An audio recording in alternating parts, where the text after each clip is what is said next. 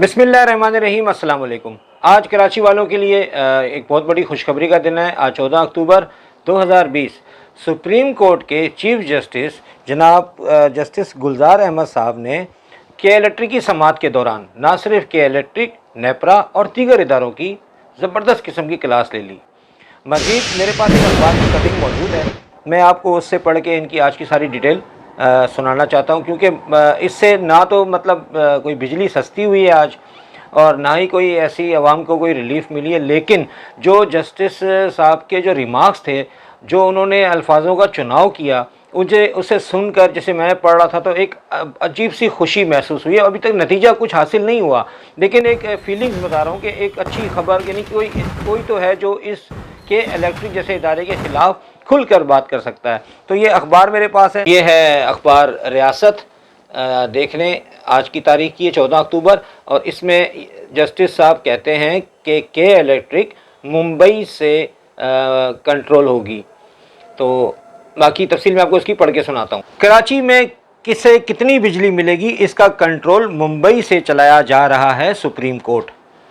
आधा शहर बिजली ना होने की वजह से रात को जागता है, लोगों को बिजली नहीं मिल रही, जबकि कंपनी मुंबई से कंट्रोल होगी, फिर ऐसा होगा। रोज़ मुझे कॉल्स मैसेज आते हैं, यूँ लगता है आखिर इस कंपनी के ताने बाने मुंबई से निकलेंगे। ये कहानी यहाँ ख़त्म नहीं होगी, इसकी पुष्ट पर कोई और है। के इलेक्ट्रिक के 9 डायरेक्टर्स हैं, 9 डायरेक्टर हैं, फिर भी इसका जो सिस्टम है वो इनडायरेक्ट है, मेरी समझ से बाहर है। तो के इलेक्ट्रिक के 9 डायरेक्टर्स हैं, इन ग्रुप्स के पीछे और मज़ीद ग्रुप्स होंगे। आखिर में कंपनी मुंबई में लैंड करेगी। Chief justice. तफसीलात इसकी पढ़ते हैं कि Islamabad chief justice of Pakistan justice Gulzar Ahmed ने सिंध में गैर एलानिया लोड शेडिंग का अज़ खुद नोटिस की समाअत में रिमार्क्स दिए कि कराची में बिजली की तकसीम मुंबई से कंट्रोल हो रही है। यूँ लगता है कि आखिर में इस कंपनी के ताने बाने मुंबई से निकलेंगे। Chief justice of Pakistan justice Gulzar Ahmed की सरबराही में सिंध में गैर एलानिया लोड शेडिंग का अज़ खुद नोटिस केस की समाअत हुई, जिस सिलसिले में के इलेक्ट्रिक के एमडी, सीईओ और चेयरमैन नेपरा समेत दीगर हुकाम अदालत में पेश हुए। के इलेक्ट्रिक के वकील अली जफ़र ने बताया कि के इलेक्ट्रिक के 9 डायरेक्टर्स हैं। के इलेक्ट्रिक सऊदी और कोईती बिजनेस ग्रुप का इश्तराक है। इस पर चीफ जस्टिस ने कहा कि आखिर में इन ग्रुप्स के पीछे और मज़ीद ग्रुप्स होंगे। आखिर में ये कंपनी मुंबई में लैंड करेगी। इस पर अली जफ़र ने कहा कि ये दुरुस्त नहीं, ये कंपनी मुंबई की है। जस्टिस साहब ने रिमार्क्स दिए कि हमने ऐसा ही सुना है, आखिर में कोई मुंबई वाला निकलेगा। सुना है शर्मा नामी कोई बंदा है। अगर आप मुल्क के वफादार होते तो कराची का ये हाल ना होता। आधा शहर बिजली ना होने की वजह से रात को जागता है।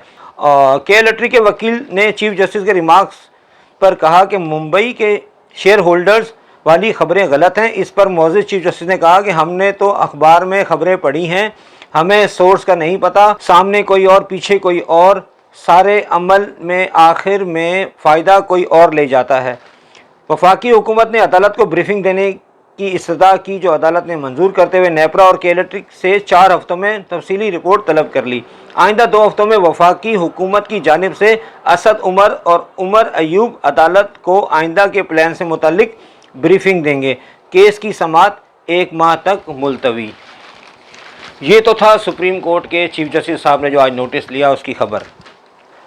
मैं बात करूंगा नेपरा का जो सेशन इन्होंने के इलेक्ट्रिक के कंप्लेन के हवाले से जो कराची में मुनक्कद किया गया था मैरिट होटल में 21 सितंबर 2020, पिछले महीने की बात है। तो मैं भी वहाँ मौजूद था, जमात इस्लामी वाले भी थे, दीगर काफ़ी मतलब 1200 हज़ार से ऊपर लोग थे। के इलेक्ट्रिक से कुछ सवाल जवाब हो रहे थे। अब आप मुझे ये बताएं, एक सेक्शन जब एक बंदा जाता है कंप्लेन अपनी कंप्लेन के लिए, और वो सारा सेशन था ही कंप्लेन के लिए। अब कंप्लेन सुनते सुनते अचानक से 8-10 लोग हॉल में शामिल हो जाते हैं। जब वो हॉल में आते हैं तो वो एक हॉल के एक कोने से खड़े होकर लाउड मतलब पूरे हॉल को डिस्टर्ब करते हैं। वो कहते हैं जी हमें बात करने का मौका दें, हमारे साथ सदर साहब आए हुए हैं, हमारे साथ चेयरमैन साहब आए हुए हैं। अब जब उन्हें नेपरा ने जब कहा कि यार ये कोई तरीका नहीं है, आप इस तरह हमें डिस्टर्ब कर रहे हैं, तो उस पर उन्होंने कहा नहीं हमें बात करनी है, हमारे साथ चेयरमैन है, हमारे साथ चेयरमैन है। तो उन्होंने कहा चलो ठीक है, इनसे बात करने दो। तो जैसे ही उन्हें माइक उन्हें मिला, उन्होंने जब अपनी बात करने का जब बात शुरू की, तो उन्होंने के इलेक्ट्रिक के हक में तारीफ़ों के पुल बांधना शुरू कर दिए। अब जैसे ही वो 2-3 जुमले उन्होंने कहे कि यहाँ पर जो है के इलेक्ट्रिक के जितने भी लोग हैं वो इसकी शिकायतें बयान करने आ रहे हैं, तो मैंने तो उन्हें नाम दे दिया सीधा सीधा गुल्लू भट्ट, कि के इलेक्ट्रिक ने गुल्लू भट्ट खुद बुलाए थे, जो उस सेशन में आकर उन्होंने के इलेक्ट्रिक की हिमायत में तारीफ बांधना शुरू कर दी, उनके अच्छे अच्छे कारनामे बताने के मतलब वो उसमें मूड में आए हुए थे।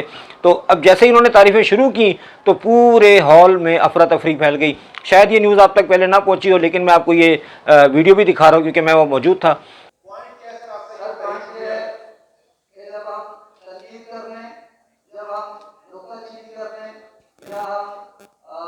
निकलते हैं तो बहुत सारे मामला होते हैं, लेकिन हम कुछ अच्छाइयाँ भी बयान करें।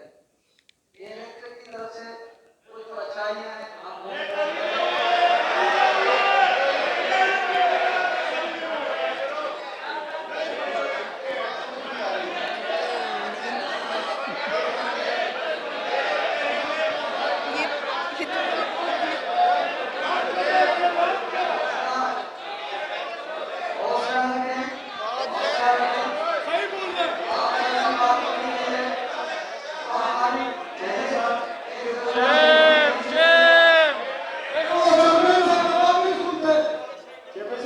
और ये लोग कौन है पता नहीं ये किस मकसद के लिए आए थे बेचारे, इन्हें किस तरह हायर किया गया था, किस मजबूरी में थे, इन्होंने क्या उनके साथ सेटिंग की।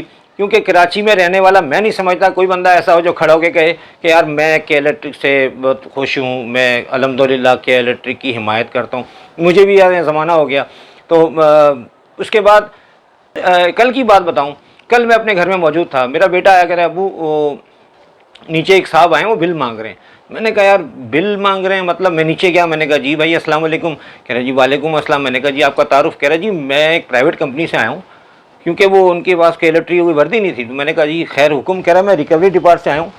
तो मैंने कहा जी अच्छा हुक्म करें। कह रहा जी आपका बिल। मैंने कहा अगर आप मेरे पास आए तो मैं तो बड़ा मशहूर व मारूफ बंदा हो गया हूँ के इलेक्ट्रिक के हवाले से, तो हाई कोर्ट में, सिटी कोर्ट में, इधर उधर माशाल्लाह मेरी काफ़ी दुआ सलाम हो गई है, तो मुझे सब जानते हैं। तो आप अगर आ ही रहते मेरे पास तो बिल आपके पास होना चाहिए था। तो उन्होंने कहा नहीं जी मैं रिकवरी के लिए आया हूँ और आपने बिल जी जमा कराया। मैंने कहा यार बात सीधी ये है मेरे भाई, आप हैं रिकवरी वाले, और ये अब जो मैं रिकवरी की बात करने लगा हूँ, ये एक प्राइवेट कंपनी को उन्होंने ठेका दे दिया है जो रिकवर। पहले के इलेक्ट्रिक के अपने ही बंदे आते थे, वो आके रिकवरी की बात करते थे। क्योंकि मैं सीधी सीधी मतलब बात करूं तो वो के इलेक्ट्रिक के अपने ही बंदे होते थे जो कमीशन पे होते थे। मतलब जितनी रिकवरी कराएंगे तो उस पर कोई परसेंटेज होगी, हाफ ले लो या 70% हमें दे दो, 30% आपको, जितनी रिकवरी करके लाएंगे इतना आपको बेनिफिट है।